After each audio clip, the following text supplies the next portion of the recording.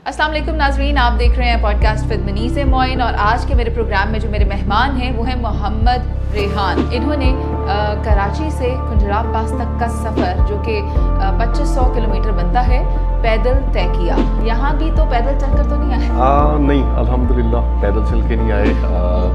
आपका सबसे पहले तो मैं बहुत शुक्रिया अदा करूँगा। इस सफ़र की सबसे अहम बात ये है कि ये 2500 किलोमीटर का जो हमारा ये सफ़र था, मिसेस मेरे साथ थी। अस्सलाम वालेकुम नाज़रीन, आप देख रहे हैं पॉडकास्ट विद मनीज़ मोइन और आज के मेरे प्रोग्राम में जो मेरे मेहमान हैं वो हैं मोहम्मद रेहान, जिनका ताल्लुक़ कराची से है, मगर इनमें एक ख्वाहिश थी कि मैं पाकिस्तान को पैदल चलकर एक्सप्लोर करूं, यहाँ के कल्चर्स को देखूं, ट्रेडिशंस को देखूं, पकवानों को एंजॉय करूं, लोगों से मिलूं। और इसी सिलसिले में इन्होंने कराची से कुंजराब पास तक का सफ़र जो कि 2500 किलोमीटर बनता है पैदल तय किया। उस सफ़र के दौरान किन से मिले, कैसे लोग थे, अमन अमान की सूरत हाल कैसी थी, कल्चर्स कैसे थे, ट्रेडिशंस कैसे थे, लोग कैसे थे, कितना प्यार किया, वो सब हम इन्हीं से जानेंगे। तो बिला ताख़ीर शामिल गुफ्तगू करते हैं मोहम्मद रेहान को। अस्सलाम वालेकुम। वालेकुम अस्सलाम। कैसे हैं आप? अल्हम्दुलिल्लाह। यहाँ भी तो पैदल चलकर तो नहीं आए? नहीं, अल्हम्दुलिल्लाह पैदल चल के नहीं आए। आपका सबसे पहले तो मैं बहुत शुक्रिया अदा करूँगा पॉडकास्ट पे इनवाइट करने के लिए। और सही मायनों में इस सफ़र के हवाले से जो लोग इस सफ़र की नौयत को समझ पाए उनकी तरफ से बेशुमार प्यार मिला, बड़ी एप्रिसिएशन मिली और उनमें से आप भी एक हैं। अच्छा, कराची से आपका क्योंकि ताल्लुक़ है तो कराची में रहते हुए आपने ये तय किया कि आपने पैदल जाना है कुंजराब तक। वो क्या रीज़न्स थे कि आपने ये फ़ैसला किया? Was it the economic conditions और व्हाट, क्या चीज़ थी ऐसी? ऐसा है कि सयाहत का शौक़ शुरू से रहा। तकरीबन 20-22 साल हो चुके हैं पाकिस्तान के मुख्तलिफ एरियाज़ में, मुख्तलिफ सूबे के चारों सूबों में, और सयाहत के जितने भी मशहूर पॉइंट्स थे देखता आया। लेकिन पिछले 2 सालों में सोशल मीडिया की तरफ रुझान बना और मैंने सोचा कि क्यों ना इस शौक़ को लोगों तक भी पहुंचाया जाए। मुख्तलिफ मीन ऑफ ट्रांसपोर्ट का सहारा लेकर मुख्तलिफ एरियाज़ पे विज़िट करते लेकिन एक चीज़, एक ख्वाहिश, एक शौक़, एक ख्वाब ऐसा था कि जब भी मीन ऑफ ट्रांसपोर्ट के साथ जब आप सफ़र करते हैं तो उस तरह से इलाके को एक्सप्लोर नहीं कर पाते। बड़ी तेज़ी से आप सफ़र करते हैं। सफ़र के दौरान अपनी डेस्टिनेशन पे पहुंचने के बाद आपको एहसास होता है कि मैं बहुत ही खूबसूरत एरिया में इस वक्त मौजूद हूँ। लेकिन सफ़र के दौरान बड़ी तेज़ी से जब आप खूबसूरत एरिया से होकर गुजर जाते हैं तो ये एक एहसास एक दिल में था कि क्यों ना पैदल सफ़र किया जाए और उस एक एक लम्हे को एंजॉय किया जाए जो अल्लाह ताला ने हमें खूबसूरती से इस मुल्क को नवाज रखा है। तो यही एक शौक़ था और इस शौक़ को पैशन में हमने बदलने की पूरी तरकीब निकाली कि पैदल सफ़र करते हैं। और इस सफ़र की सबसे अहम बात यह है कि ये 2500 किलोमीटर का जो हमारा ये सफ़र था, मिसेस मेरे साथ थी इस सफ़र में। अमूमन तो बेगमात बहुत एनॉय करती हैं और लड़ाई झगड़े भी हो जाते हैं, तो ये जो आपने सफ़र पैदल तय किया तो आपकी इसमें लड़ाई झगड़े भी हुए या हंसते और खुशी से गपशप लगाते ये पूरा 5 महीने का पैदल सफ़र आपने तय कर लिया? देखिए, ख़वातीन आप बेहतर जानती हैं कि जब हाउस होल्ड वर्क होते हैं, हाँ जी, उन कामों से दूर रखा जाता है तो ख़वातीन बहुत ज़्यादा खुश होती हैं। तो तकरीबन इस 5 महीने 10 दिन के सफ़र के दौरान इन्हें घर का काम करना ना पड़ा। हाँ। तो सफ़र के हवाले से मैं आपको बताऊं कि बहुत तवील सफ़र था और 5 महीने 10 दिन में हमने इस पूरे सफ़र में बहुत इंजॉय किया। अल्लाह का शुक्र है, किसी तरह की हमारी अंडरस्टैंडिंग अल्हम्दुलिल्लाह अच्छी है। तो साथ में मिसेस के होने से मुझे एडवांटेज ये था कि मुझे किसी चीज़ की फ़िक्र नहीं थी। और अगर इस सफ़र को आपने 3 अल्फाज में डिफ़ाइन करना हो तो वो कौन से 3 अल्फाज होंगे? 3 अल्फाज में अगर मैं इस सफ़र को डिफ़ाइन करूं तो ये एक पैशन था, एक ड्रीम था और एक चैलेंज था। खुद से एक चैलेंज के ये काम वाकई बहुत मुश्किल है। इस सफ़र को तय करने के बाद जब हम इस नतीजे पर पहुंचे, वाकई ये जो हमने कर दिखाया। और इसमें मज़े की बात मैं आपको बताऊं कि ये हमारा 3rd अटैम्प्ट था। फर्स्ट अटैम्प्ट हमने सिर्फ 2200 किलोमीटर का फासला तय किया था और हमारी तैयारी शायद उस तरह की तरीके की नहीं थी। मिसेस को मसल्स पेन का शिकार हो गई थी। सेकंड अटेम्प्ट में एल्डर ब्रदर मेरे साथ थे और उन्होंने सफ़र किया था मेरे साथ तकरीबन 210 किलोमीटर का बलूचिस्तान का शहर बेला तक। लेकिन वहाँ पे पहुँचने के बाद कुछ हालात कशीदा थे, लॉ इन्फोर्समेंट का कुछ मसला था, तो हमें आगे जाने की परमिशन नहीं मिल रही थी। हमें ये कहा जा रहा था कि आप लिफ्ट लेकर जो कशीदगी वाला इलाका है वो क्रॉस कर लें और फिर अपना सफ़र दोबारा कंटिन्यू करें। तो उस मौके पर हमने बेहतर ये समझा कि क्यों ना वापस जाया जाए अगर हमें परमिशन नहीं मिलती, क्योंकि हमारे सफ़र की जो नौयत है वो अगर पैदल चलना है और अगर हम किसी मीन ऑफ ट्रांसपोर्ट का सहारा लेते हैं तो फिर हमारे लिए ये ठीक नहीं होगा।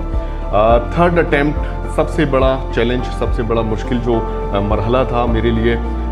मिसिस दोबारा आमादा हो गई कि मुझे ये सफ़र करना है, किसी भी तरह से करना है, लेकिन 2 हार की वजह से हम बहुत कुछ सीख चुके थे। किस तरह का सामान कैरी करना है, कितना सफ़र करना पड़ेगा, कितनी स्ट्रेंथ चाहिए और किस तरह से हमें इस सफ़र को हम कंटिन्यू कर सकते हैं। तो वो सारी चीज़ें प्रैक्टिस की हमने। फिर उसके बाद मिसिस की प्रैक्टिस हुई। तकरीबन जिन्ना इंटरनेशनल एयरपोर्ट कराची में हम तकरीबन रोज़ाना 16-18 किलोमीटर पैदल सफ़र करते थे। तकरीबन 42 डेज़ तक हमने सफ़र किया और प्रैक्टिस की, और प्रैक्टिस के बाद हमने देखा कि हम इस काबिल हो चुके हैं कि अब सफ़र हम कर सकते, तो सफ़र पे निकल गए। ट्रैवल बैग में क्या होता है? आपके बैग में क्या था और आपकी बेगम के बैग में क्या क्या सामान?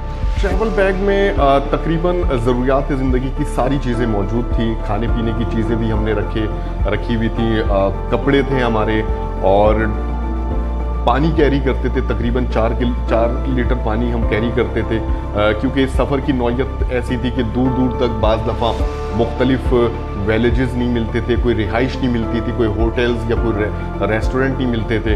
तो हर तरह की ज़रूरत की चीज़ें हमने नेल कटर से लेकर सुई तक हमने रखा हुआ था, सुई धागा तक हमने रखा हुआ था कि किसी भी चीज़ की ज़रूरत पड़ सकती है, तो हर तरह का सामान हमने कैरी किया। अच्छा, ये क्योंकि शहर है कराची जहाँ से आपने आगाज़ किया, मैं इसके बारे में जानना चाहती हूँ। कराची के लोग कैसे हैं, कराची का इंफ्रास्ट्रक्चर कैसा है? क्योंकि आगाज़ आपने यहाँ से किया और आगे चलते चलते आप जहाँ जहाँ गए सबके बारे में जानेंगे। But to begin from here Karachi, आपको कराची कैसा लगा? मेरा ताल्लुक़ ही कराची से है। कराची में पैदा हुआ, कराची में मैंने तालीम हासिल की, जॉब्स की, कारोबार किया, सारी चीज़ें। कराची में दोस्त हैं, फैमिलीज़ हैं, सब कुछ। तो कराची से एक ख़ास किस्म की अपनाइयत है।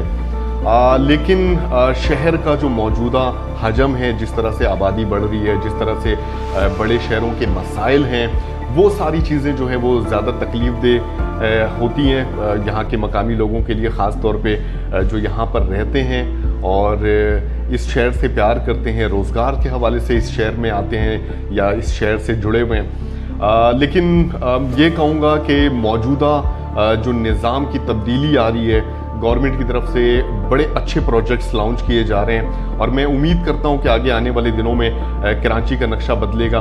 मैं आपको बताऊं कि इस मकाम पर आपसे मुलाकात के लिए भी जब हम आए हैं तो शारे भुट्टू से होकर आए और बड़ा ताज्जुब हुआ मुझे कि तकरीबन 20 मिनट में हम यहाँ पर पहुँच गए, जबकि ये सफ़र तकरीबन 1 घंटे से ज़ायद का था। तो इस तरह के मेगा प्रोजेक्ट्स इस शहर में आते रहें, रोज़गार के वसाइल जो हैं यहाँ पर क्रिएट होते रहें, अमन व अमान हो, और ये सारी चीज़ें इंशाल्लाह ताला शहर की तरक्की में गवर्नमेंट की तरफ से भी उम्मीद करते हैं कि मेजर स्टेप्स लिए जाएंगे।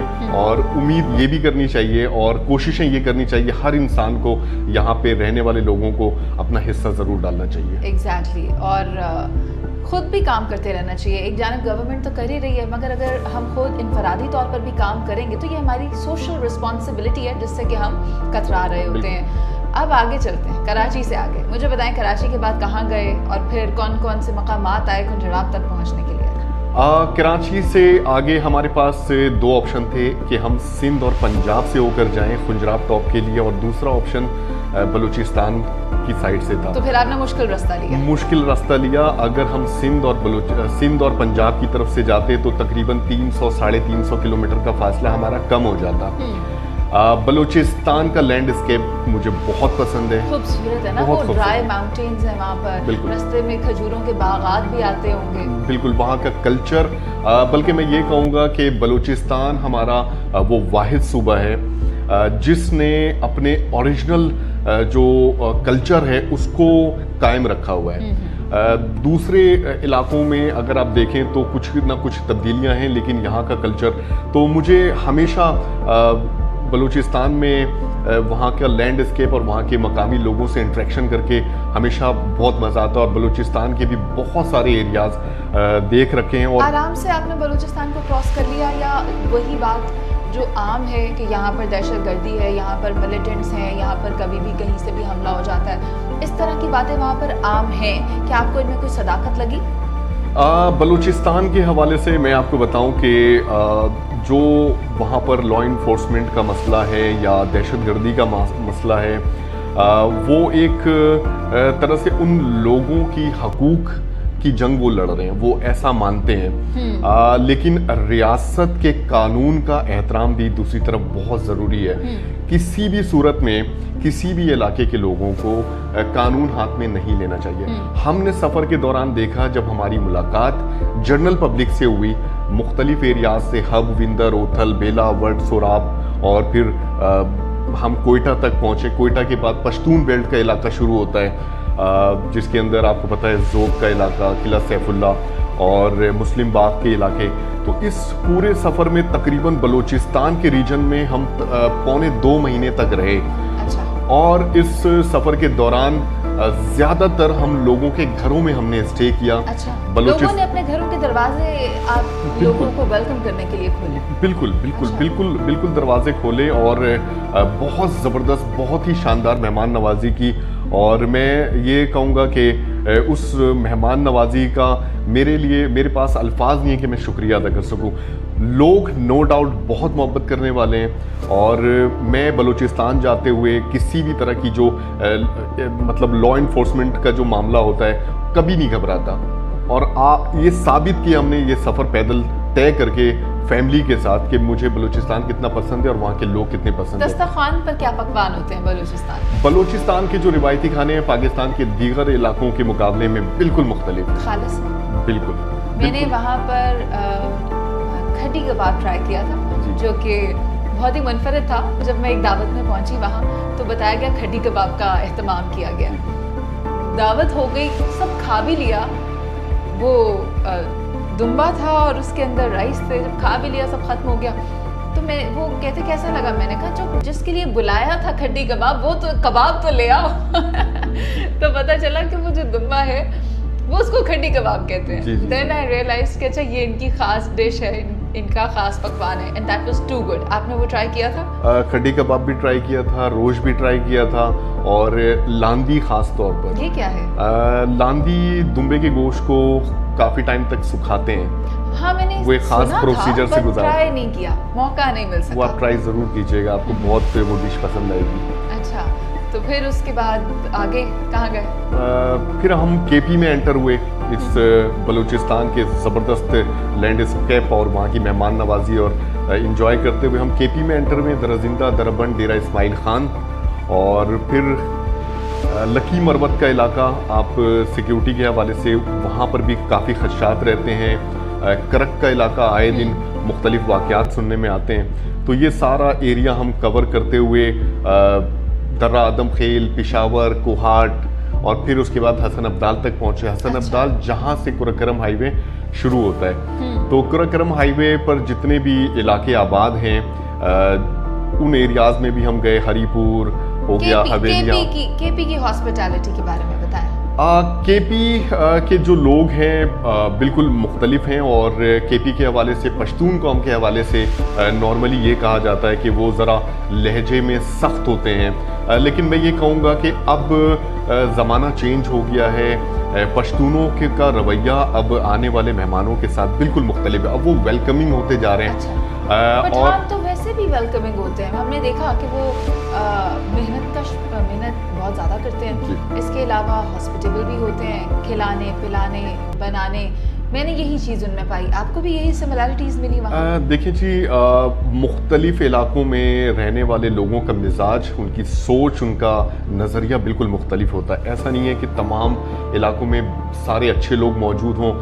آپ کو ہر طرح کے لوگوں کا سامنا رہتا ہے. اس سفر کے دوران बलूचिस्तान से लेकर KPK तक और हमारे सफ़र के बिल्कुल अख्तिताम तक जितने भी रीजन से हम गुजरे हर तरह के लोगों से हमारा सामना रहा। लेकिन हमारी खुशकिस्मती अच्छी रही कि सफ़र के दौरान ज़्यादातर अच्छे लोगों से हमारी मुलाकात हुई और हमारे इस सफ़र का मकसद भी ये था कि पाकिस्तान का पॉजिटिव चेहरा दुनिया के सामने दिखाएं, अपने कल्चर को, अपने मुख्तलिफ इलाके की तर्ज ज़िंदगी, वहाँ के लोगों को, उनका रवैया और ये सारा कुछ तकरीबन अपने YouTube चैनल पे 232 एपिसोड्स हमने अपलोड किए इस सफ़र के हवाले से।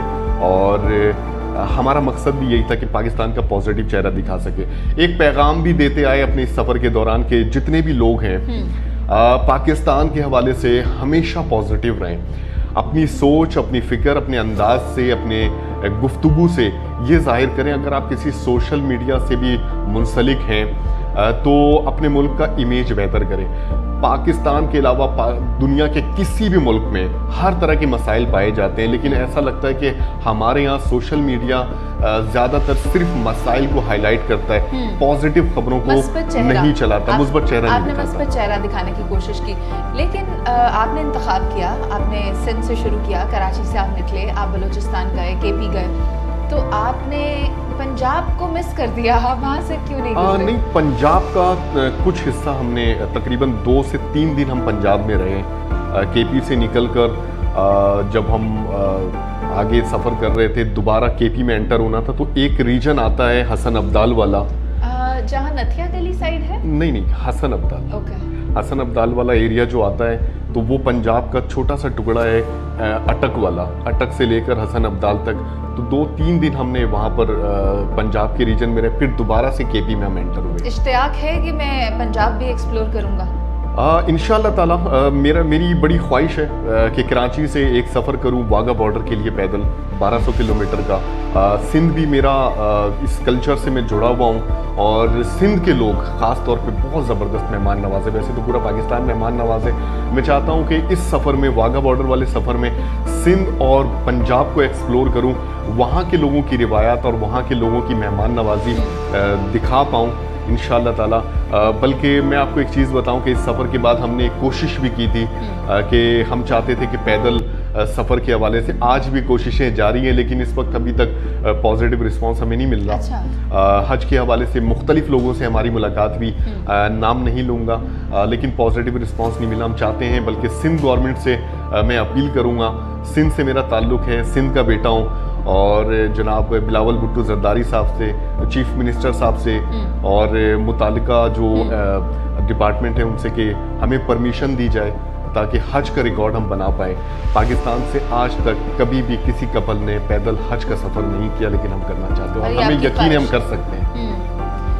अगर इसकी वर्किंग के बारे में मैं जानना चाहूँ आपसे, तो आपने क्या तैयारी की है कि अगर आपको इसकी इजाज़त मिलती है तो फिर आप किस तरह जाएंगे, कितने दिन का सफ़र है और कब पहुँचेंगे? देखिए जी, 2500 किलोमीटर का जब सफ़र हमने ये तय किया था तो 5 महीने 10 दिन में लगे थे, लेकिन इस सफ़र में हमारा मंजिल तक पहुंचने का टाइम सेट नहीं था। हम बस सफ़र कर रहे थे और हम खैरियत के साथ पहुंचना चाहते थे। कहीं पे हमने ओवर स्टे भी किया, लेकिन हज के सफ़र की नौयत बिल्कुल मुख्तलिफ है। हज के अरकान से पहले आपको पहुंचना है, तो मैंने जो फिजिबिलिटी निकाली है, तकरीबन जो ये सफ़र है ईरान, इराक़ और फिर उसके बाद सऊदीया, 6200 किलोमीटर का फासला बनता है, जिससे आसानी के साथ 10 महीने में तय किया जा सकता। अगर इस वक्त हमें परमिशन के हवाले से, जून का महीना चल रहा है, मैक्सिमम जुलाई के एंड तक अगर हम निकल जाएं, अगर गवर्नमेंट हमें फैसिलिटेट कर दे, गवर्नमेंट के लिए कोई बड़ी बात नहीं है, अगर फैसिलिटेट कर दे तो इंशाअल्लाह ताला 2027 के हज के लिए इंशाअल्लाह ताला हम ये टारगेट भी पूरा कर सकते हैं। हम दुआगो हैं कि किसी न किसी असबाब के तहत अल्लाह ताला आपकी ख्वाहिश भी पूरी करें। अब वापस आती हूँ आपके सफ़र की तरफ जो आपने ये तय किया। मुझे बताएं चैलेंजेस क्या क्या दरपेश आए, कहाँ कहाँ पर और किस नौइयत के थे? इस सफ़र के दौरान सबसे जो मुश्किल मरहला था हमारे लिए, हमें पता था कि अपने घर से बहुत दूर होंगे, अनजान इलाकों में होंगे। अनजान तो नहीं, खैर पूरा पाकिस्तान हमारा ही है, हम सबका है। तो मुझे उस चीज़ के लिए भी थोड़े से खदशात थे कि जिन एरियाज से होकर हम गुजरेंगे, दूर दराज कहीं पर आबादी नहीं होगी, तो कैंपिंग का भी सामान वगैरह हमने कैरी किया हुआ था। और रिहाइश का मसला रहा, बहुत सी जगहों पर हमने सफ़र के दौरान कैंपिंग भी की। फिर उसके बाद खाने पीने के हवाले से, क्योंकि खाने पीने की बात की जाए तो कराची का जो खाना है बिल्कुल मुख्तलिफ है। मुख्तलिफ से क्या मुराद? अच्छा, बहुत अच्छा। अच्छा, ये कहे ना बहुत अच्छा है। मुख्तलिफ मतलब मैंने कहा पता नहीं क्या आपके जहन में है या देखने वाले क्या सोचेंगे। नहीं, कराची का खाना बिल्कुल डिफरेंट है दूसरे इलाकों के मुकाबले में। जैसे मिसाल के तौर पर अगर कराची की बिरयानी आपने यकीनन खाई होगी और पाकिस्तान के किसी भी कोने में बिरयानी आप खा ले तो कराची वाला जायका आपको नहीं मिलता। आप कराची वाले हैं, आप ये कहेंगे। और बताएं और क्या क्या अच्छा है कराची के पकवानों में? इसके अलावा मुख्तलिफ जो खाने वगैरह थे, मुझे पता था कि मुख्तलिफ रीजन से होकर गुजरेंगे तो वहाँ के खाने और फिर सिक्योरिटी का भी इशू। ना सबसे पहले कराची में क्या खाने में पसंद है? खाने में बेस्ट फूड ऑफ कराची? निहारी बहुत पसंद है, पाया बहुत पसंद है, बिरयानी बहुत पसंद है। ओके, सिंध की बेस्ट फूड? सिंधी बिरयानी। सिंध में भी बिरयानी। ओके, बलूचिस्तान में बेस्ट फूड? बलूचिस्तान में रोश मुझे बहुत पसंद है और लांदी मुझे बहुत पसंद है। और केपी में? केपी का चरगा बहुत पसंद है मुझे। और पंजाब में? पंजाब की साग बहुत पसंद है। अच्छा, वहाँ का साग पसंद है। तो ये आपने मुझे बता दिया हर जगह के खाने कौन से पसंद है। और अब आप क्या बता रहे थे आगे? चैलेंजेस की बात। चैलेंजेस की बात अगर की जाए तो इस सफ़र में पैरों में छाले भी पड़े, पैदल सफ़र होने की वजह से क्रैम्प्स पड़े, मसल्स पेन हुआ और मुख्तलिफ जगहों पर सबसे मुश्किल जो मरहला था, तकरीबन 20-22 जगहों पर हम पर ख़तरनाक अटैक हुए कुत्तों के, पहाड़ी कुत्तों के। तो हमारे हाथ में एक स्टिक होती थी और कुत्ते की नफ्सियात को थोड़ा सा मैं पढ़ के गया था कि कभी भी कुत्ता अगर आपके करीब आए, आप पर अटैक करे तो आपने भागना नहीं है। तो वो भी हमने डिफेंड किया अपने आप को, अल्हम्दुलिल्लाह इस तरह के कोई वाक़यात नहीं हुए। अच्छा, मुख्तलिफ सफ़र के दौरान मुख्तलिफ ऐसे लोगों से भी मुलाकात हुई जो हमारे सफ़र को लेकर कुछ अजीब सा तासुर दे रहे थे कि ये आप क्या कर रहे हो, ये तो फजूल काम है, आप अपना टाइम वेस्ट कर रहे हैं। वो शायद हमारे सफ़र की नौयत को नहीं समझ पाए, लेकिन सफ़र के दौरान जिन लोगों से हमारी मुलाकात हुई उन्होंने सफ़र को समझा भी, बड़ी मोहब्बत मिली, बहुत सारे मैसेजेस आते थे, बहुत सारी कॉलें आई सफ़र के दौरान भी, बड़ी लोगों ने दुआएं दी और अप्रिशिएट किया।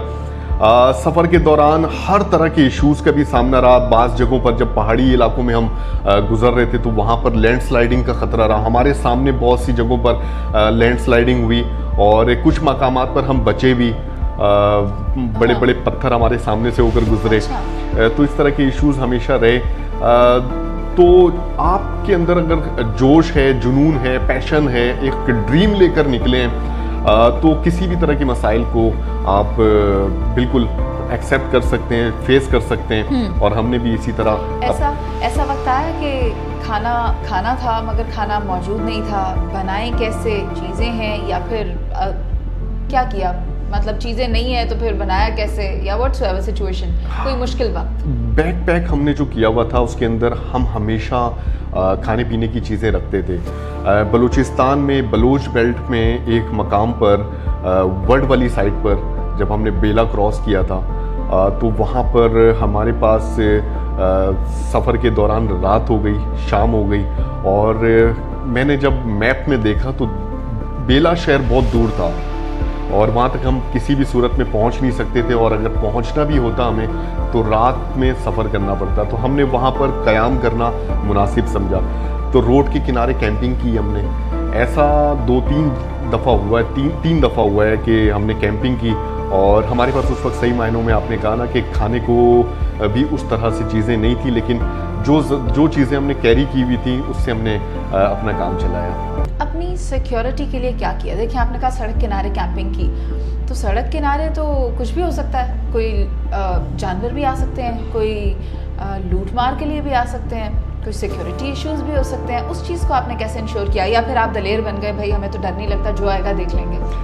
नहीं, ऐसा नहीं है। 331 मकामात पर जब हमने सफ़र किया तो मुख्तलिफ चेक पोस्टों पे आर्मी के और मुख्तलिफ थानों में हमने एंट्री करवाई अपनी सिक्योरिटी की अगर बात की जाए तो, ताकि हमारी मौजूदगी का उन्हें पता हो कि हम इस एरिया से होकर गुजर रहे हैं। जब हमने कैंपिंग की तो कैंपिंग का एक्सपीरियंस हमें इतना अच्छा नहीं था। मुझे सही मायनों में जहाँ पर हमने कैंपिंग की تو پوری رات مجھے جاگنا پڑتا تھا اور چوکنے رہنا پڑتا تھا. آپ یقین کریں ایک وقت تھا, ایک دن تھا جب ہم نے کیمپنگ کی تو میں پوری رات بیٹھ کر یہ سوچ رہا ہوتا تھا کہ یہ جو گاڑی کی ہیڈ لائٹ ہے نا وہ بڑی نعمت ہے. اچھا. ہم سڑک کنارے کیمپنگ کرتے تھے, ہر طرف اندھیرا ویران, اور ہمارے پاس سر چھپانے کے لیے کیمپنگ, اور سامنے سے جب شارع سے گاڑیاں گزرتی تھی جو اس کی ہیڈ لائٹ ہوتی تھی وہ میں جب دیکھتا تھا تو یقین کریں مجھے بڑا اچھا لگتا تھا کہ چلو یہاں سے ہمارے برابر سے کوئی گاڑی گزری اور اس کے اندر لوگ موجود ہیں. لیکن جب سچویشن ہم نے دیکھی, فیملی کے ساتھ موجود ہیں, اور رات کا سفر کبھی بھی کہیں پر بھی اچھا نہیں ہوتا, چاہے آپ کا تعلق بڑے شہروں میں ہو, اور خاص طور پہ جب ہم ویران راستوں پر سفر کر رہے ہیں تو وہ ایکسپیرینس اچھا نہیں تھا. پھر ہم نے بڑی کوشش کی کہ زیادہ سے زیادہ ہم ٹارگٹ چیز کریں گے, زیادہ فاصلہ طے کرنے کی کوشش کریں گے اور کسی محفوظ مقام پر انشاءاللہ تعالیٰ پہنچیں گے.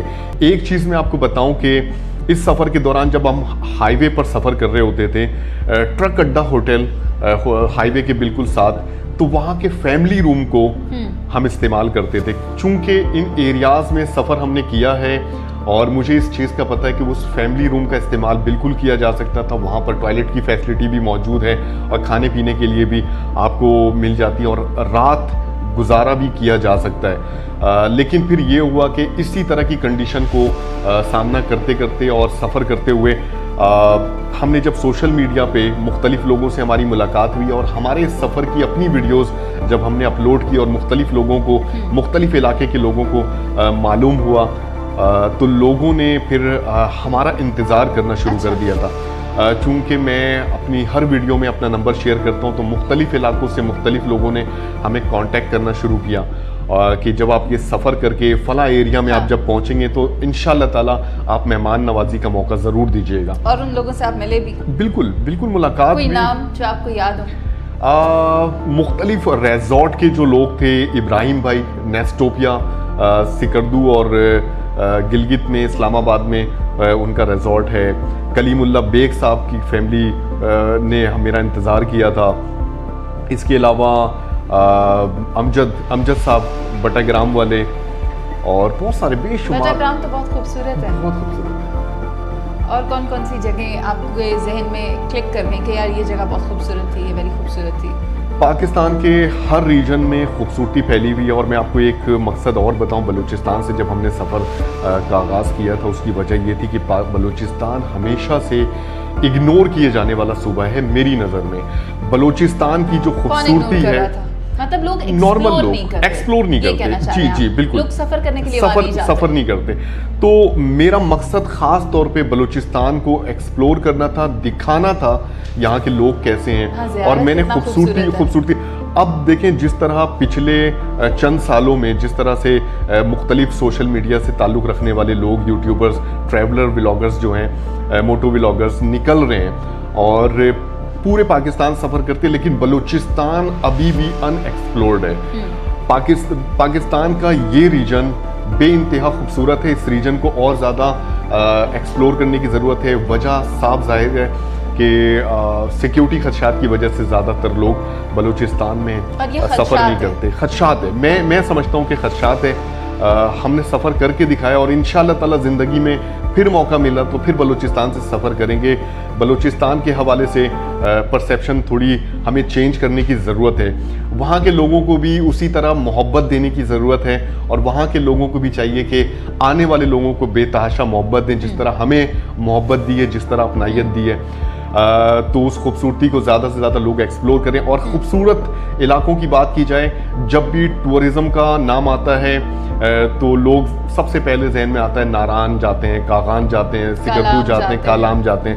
لیکن پاکستان کے بے شمار ایسے ہڈن پلیسز ہیں جہاں پر جانے کے بعد واقعی ایک الگ سا احساس ہوگا, جہاں بہت کم لوگ جاتے ہیں. اس سفر کے دوران بھی ہم ایسے ایریاز میں گئے جہاں پر بہت کم لوگ ہی جا پاتے ہیں, اور وہاں کے لوگوں سے بھی انٹریکشن کی اور اپنے ویورز تک پہنچایا.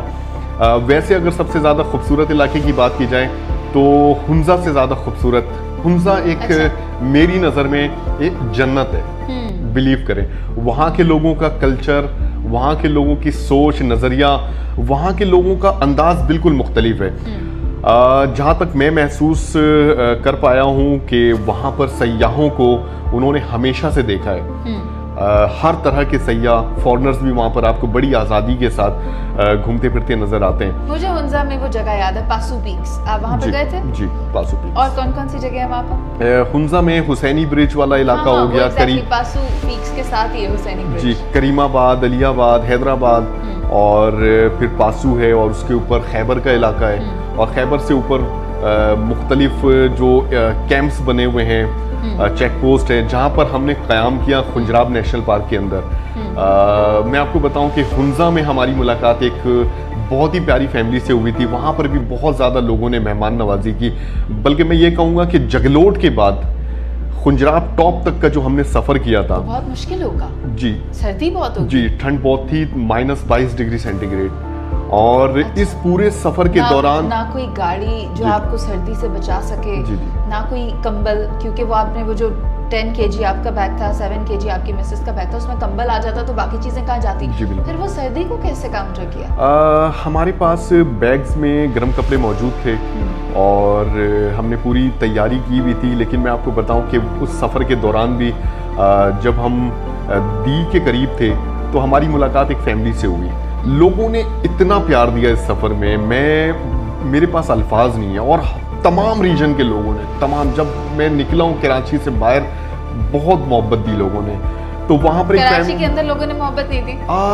कराची बड़ा शहर है, कराची मसरूफ है। अच्छा। कराची में लोगों के पास टाइम नहीं है। अच्छा। मैं मज़े की बात बताऊं कि अपने इस शहर में जब इस तवील सफ़र के लिए हम निकले थे, आपने देखा होगा कि बैग में हमने पैनाफ्लेक्स लगाया हुआ था अकब में। वो पैनाफ्लेक्स हमने कराची में नहीं लगाया था, कराची से निकलने के बाद लगाया था। कराची बहुत मसरूफ़ है, बल्कि मैं ये कहूँगा कि बड़े शहर सारे मसरूफ़ होते हैं। यहाँ पर कुछ ना कुछ आपको फ़ायदा होना चाहिए जब भी लोग आपसे मुखातिब होते हैं। अच्छा। कुछ अपनी यानी आप कह रहे हैं यहाँ के लोग मतलब ही हैं? थोड़ा, लेकिन ओवरऑल अच्छे लोग हैं, मोहब्बत करने वाले लोग हैं। और मोहब्बत करने वाले लोग हैं, यही वजह है कि कराची में हर तरह के कल्चर के लोग आपको नजर आते हैं। तो जाहिर सी बात है मोहब्बत करने वाले लोग हैं, लेकिन मुझे ज्यादा प्यार दिल में मिला, हुंजा में मिला, ज्यादा प्यार वहाँ पे मिला, केपी में मिला, बलूचिस्तान में मिला। हुंजा में मैं एक फैमिली के घर हम रुके और वहाँ पर बिलीव करें उन्होंने अपना फैमिली मेंबर हमें बना लिया, अलियाबाद में। अच्छा। बहुत ही खूबसूरत फैमिली, बहुत ही प्यारी फैमिली, और वहाँ का कल्चर भी इसी तरह का है। अलियाबाद के वो समीउल्लाह बेग साहब, कलीमुल्लाह बेग साहब, मैं उनको कभी भी याद नहीं रखूंगा। और सफ़र के दौरान जितने भी लोगों से हमारी मुलाकात हुई है, जिन्होंने ज़बरदस्त मेहमान नवाजी की है, वो बिल्कुल मेरी याददाश्त में, मैं कभी भी उनकी मोहब्बत को कभी भूल नहीं पाऊंगा। वहाँ का कल्चर जो हुंजा के हवाले से जो मैं बात कर रहा था, बहुत ही अलग है। वहाँ के लोग हमसे बहुत आगे जा चुके हैं। अच्छा। वहाँ के लोग अपनी जो सकाफत है उससे जुड़े हुए हैं। जितने भी ज़्यादा तालीम याफ्ता हैं, जितना भी कल्चर्ड हैं, लेकिन अपनी जो रूट है ना उससे जुड़े हुए हैं। वहाँ के रिवायती डिशेस मैंने बहुत ज़बरदस्त तरीके से इंजॉय किया। अच्छा। और एहसास ही नहीं होता था सिक्योरिटी का। सुनसान वीरान रास्तों पर सफ़र कर रहे हैं जहाँ मीलों दूर तक कोई इंसान मौजूद नहीं है। और मैं आपको बताऊं कि वो बॉर्डर एरिया लग जाता है, तो वहाँ पर और भी ज़्यादा ट्रैफिक का फ्लो जैसे जैसे आप ऊपर की तरफ जाते रहते हैं बिल्कुल कम होता जाता है। खुंजराब टॉप वाली साइड पे इवन 86 किलोमीटर का जो फासला था, सोच से ऊपर हम खुंजराब टॉप के लिए गए, तो वहाँ पर 3 चेक पोस्टों पर हमने स्टे किया, एक डी में, दूसरा बरखुन में और तीसरा कॉक्सल में। तो नॉर्मली खुंजराब टॉप में रिहाइश के हवाले से फैसिलिटी मौजूद नहीं है और इजाज़त भी नहीं है। तो अल्लाह का शुक्र है हमारे इस सफ़र को की नौयत को समझते हुए गिलगित की गवर्नमेंट ने हमें खसूसी परमिशन दी हुई थी कि आप चेक पोस्ट पे चाहें तो रात क़याम कर सकते हैं। वेरी वेल, आपके इस पूरे सफ़र के बारे में जानकर अच्छा लगा कि आपने क्या क्या देखा, क्या क्या एक्सप्लोर किया, लोग किस तरह के मिले। मैं चाहती हूँ कि अब आप हमारे प्लेटफॉर्म से लोगों को अगर कुछ एडवाइस करना चाहते हैं तो वो आप शेयर करें।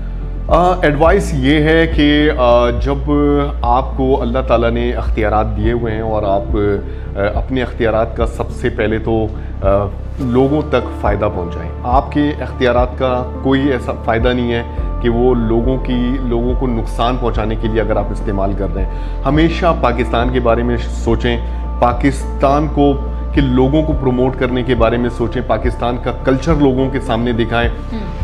अनफॉर्चुनेटली जो कुछ हो रहा है इस वक्त सोशल मीडिया पे, मैं और आप जानते हैं हमारा कल्चर बिल्कुल भी ऐसा नहीं है। हमारा कल्चर बिल्कुल मुख्तलिफ है और हर तरह की तहजीब यहाँ पर मौजूद है। अपनी मोहब्बत दें पाकिस्तान में, पाकिस्तान के लोगों को, और प्रमोट करें, पॉजिटिव काम करें और एक ऐसा तासुर दें कि दुनिया यहाँ पर विजिट करने के लिए आए।